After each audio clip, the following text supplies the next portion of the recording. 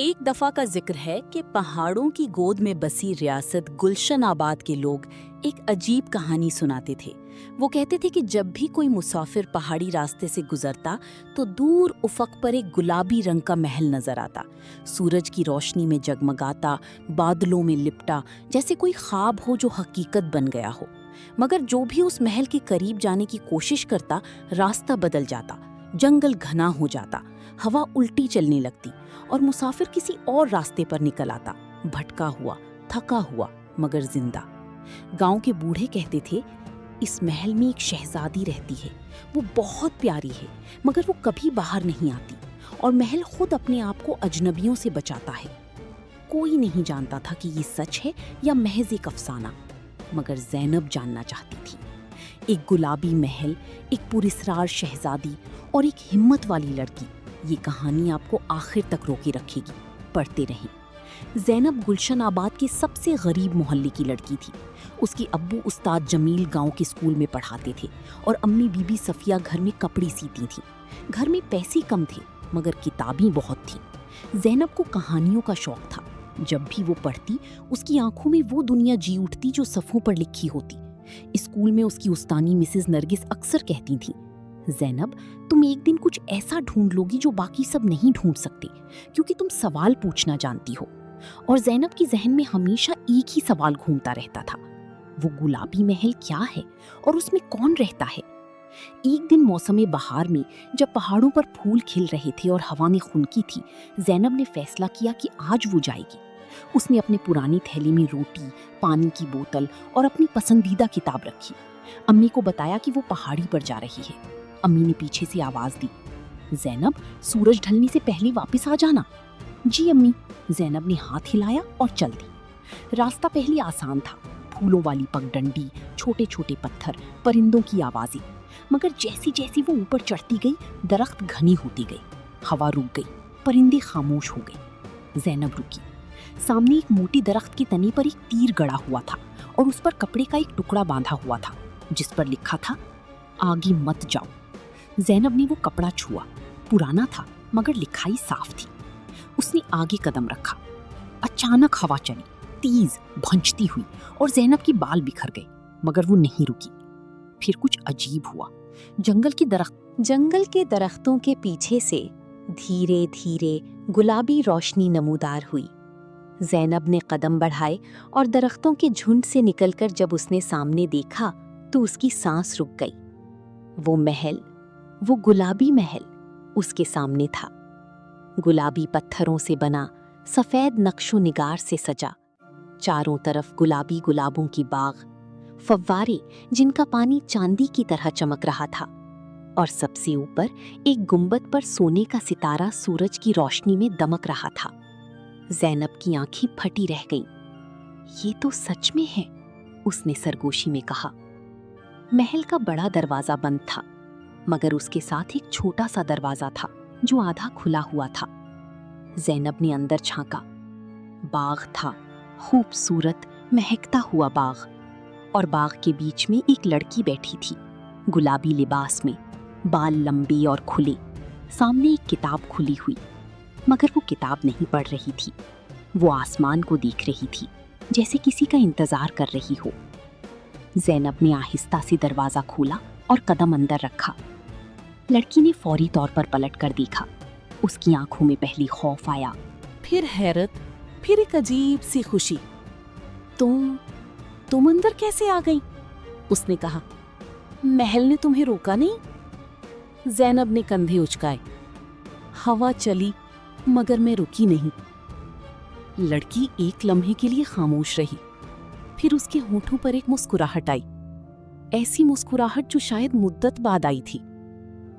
میرا نام شہزادی پریسا ہے، اس نے کہا، اور تم پہلی انسان ہو جو پچھلی 7 سال میں اس محل میں آئی ہوں۔ کیا آپ جاننا چاہتے ہیں کہ شہزادی 7 سال سے اکیلی کیوں تھی؟ ابھی لائک کریں اور چینل سبسکرائب کریں، کہانی اب اور دلچسپ ہونے والی ہے۔ زینب اور پریسا باغ میں بیٹھ گئیں۔ پریسا نے اپنی کہانی سنائی۔ میری ابا شاہ پرویز 7 سال پہلے ایک جنگ میں گئے تھے اور واپس نہیں آئے۔ ہماری ریاست چھوٹی تھی، دشمن طاقتور تھا، जब अब्बा गई तो मुझे इस महल में छोड़ गए और कहा, परीसा, जब तक मैं वापस ना आऊं महल से बाहर मत निकलना, ये महल तुम्हारी हिफाजत करेगा। मैंने वादा किया, मगर वो कभी वापस नहीं आई। ज़ैनब ने पूछा, और तुमने वादा तोड़ा नहीं? नहीं। परीसा की आंखें भर आईं, क्योंकि अब्बा ने कहा था वो आएंगे, और मैं आज भी इंतजार कर रही हूँ। ज़ैनब का दिल भारी हो गया। 7 साल अकेले इस खूबसूरत मगर खामोश महल में। तुम्हारी देखभाल कौन करता है? ज़ैनब ने पूछा। महल की पुरानी खादिम चचा कासिम और उनकी बीवी खाला रहमत। वो बहुत अच्छी हैं, मगर वो बूढ़ी हैं और थके हुए हैं।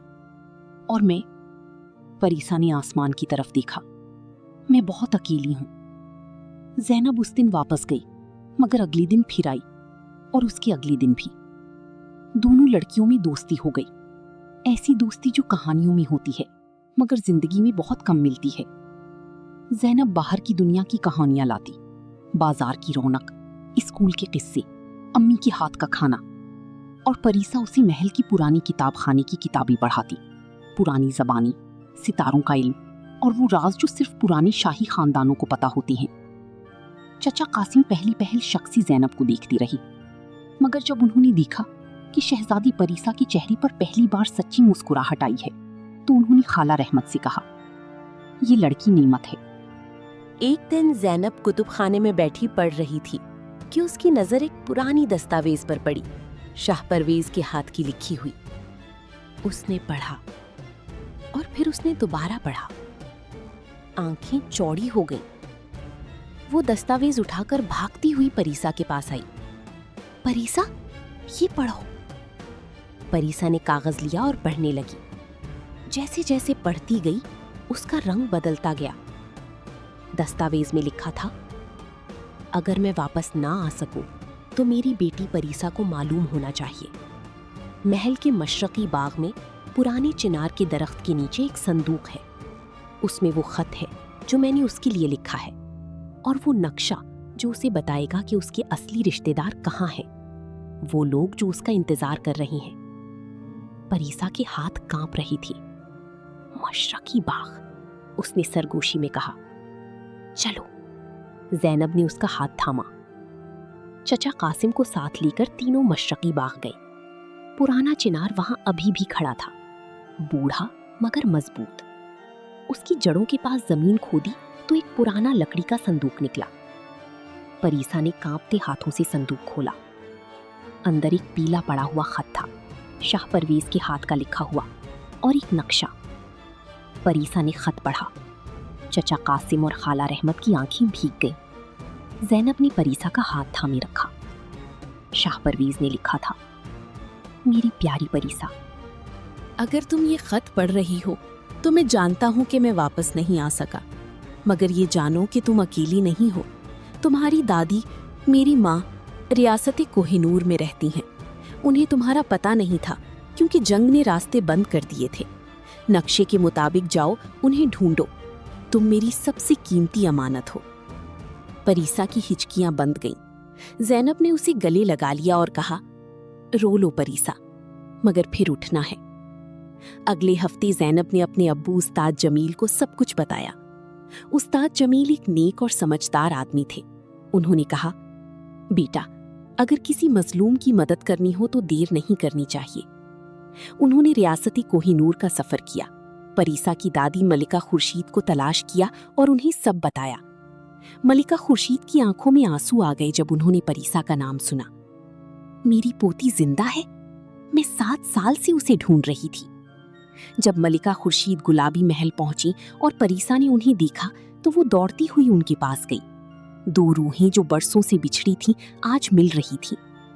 महल के सहन में सब खड़ी थी, चचा कासिम, खाला रहमत, ज़ैनब, उस्ताद जमील, और सबकी आंखों में आंसू थी मगर चेहरों पर मुस्कुराहट। मलिका खुर्शीद ने ज़ैनब को देखा और परीसा से पूछा, ये कौन है? परीसा ने ज़ैनब का हाथ थामा और कहा, ये ज़ैनब है दादी जान। ये इस महल में आई जब पूरी दुनिया ने मुझे भुला दिया था। ये मेरी सबसे पहली और सबसे पक्की दोस्त है। मलिका खुर्शीद ने ज़ैनब के सर पर हाथ रखा और कहा, बेटी, तुमने मेरी पोती को अकेलेपन की कैद से निकाला। ये कोई छोटा काम नहीं। जो हिम्मत से कदम उठाए और किसी की जिंदगी बदल दे, वो किसी शहजादी से कम नहीं होती। ज़ैनब की आंखें भर आईं। उस दिन के बाद गुलाबी महल बदल गया। वो खामोश, उदास, बंद महल अब खुल गया। परीसा अपनी दादी के साथ कोहिनूर चली गई, मगर हर बहार में गुलशन आबाद आती और ज़ैनब के साथ वक्त गुजारती। ज़ैनब ने बड़ी होकर एक लिखारी बनी और उसने अपनी पहली किताब परीसा को हदिया की, जिसका नाम था गुलाबी महल की प्यारी शहजादी।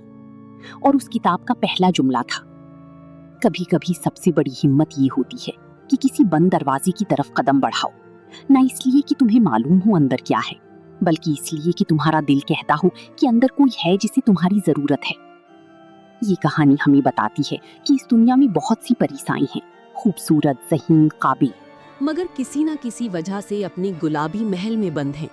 और बहुत सी ज़ैनबें हैं जिनके पास शायद महल नहीं, पैसा नहीं, ताकत नहीं, मगर हिम्मत है, मोहब्बत है और सवाल पूछने की जुर्रत है। यही काफ़ी है। दोस्ती वो नहीं जो तुम्हारे साथ अच्छे वक्त में हंसे। दोस्ती वो है जो तुम्हारी बंद दरवाजे पर दस्तक दे जब तुमने खुद दरवाज़ा बंद कर लिया हो। क्या आपकी ज़िंदगी में कोई ज़ैनब है, कोई जिसने आपका दरवाज़ा खटखटाया जब आप अकेली थी? नीचे कमेंट में उसका नाम लिखें और उसे शुक्रिया कहें। अगर ये कहानी आपकी दिल को छू गई हो तो अभी लाइक का बटन दबाएं, हमारा चैनल सब्सक्राइब करें और बेल आइकॉन ज़रूर दबाएं ताकि हमारी अगली कहानी आप तक सबसे पहले पहुंचे। आपका इंतज़ार रहेगा।